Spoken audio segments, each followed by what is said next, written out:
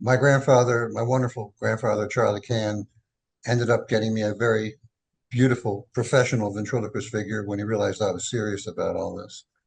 And I continued to perform with him. Now, I think what started to happen as I got into high school, sort of like when I was 16 or 17, I realized that I didn't really need the dummy or the figure uh, to to perform.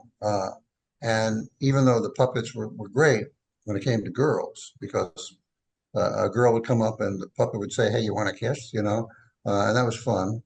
I realized that I could flirt fairly well by myself, and so I decided that entertaining was what I wanted, and I didn't think that ventriloquism was necessarily that going to be it. So I started studying theater. I studied theater at the University of Miami. Uh, I got a BFA, Bachelor of Fine Arts. Then I went on to Boston University, got a Master of Fine Arts, and both of these were in theater. Then I went off to New York City to be discovered as a superstar. But I found that someone else got there before me, so I didn't get that part.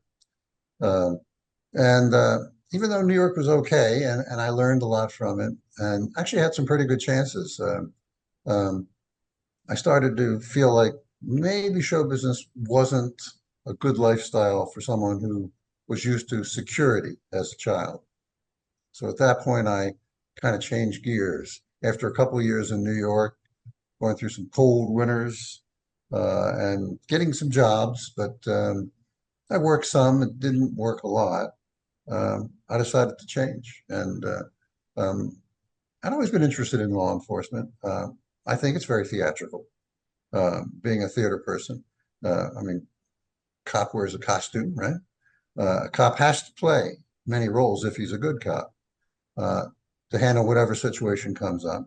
He has to be everything from an enforcer to a priest. Uh, he has to be there for people and for his fellow officers. And I found that very exciting. And I remember one day in New York when I was still auditioning to be a superstar, walking through a horrible snowstorm on the way to my regular job, which wasn't theater. I was freezing. I was stepping through 2 feet of snow. And then I looked over at the corner, and it was just me and this police car. And I looked inside, and there was these two cops uh, having coffee and donuts in the car. And I just stopped for a second to watch them. And they looked cozy and happy. And then suddenly they opened their windows, tossed out their coffee and their donuts, turned on their lights and siren, and took off.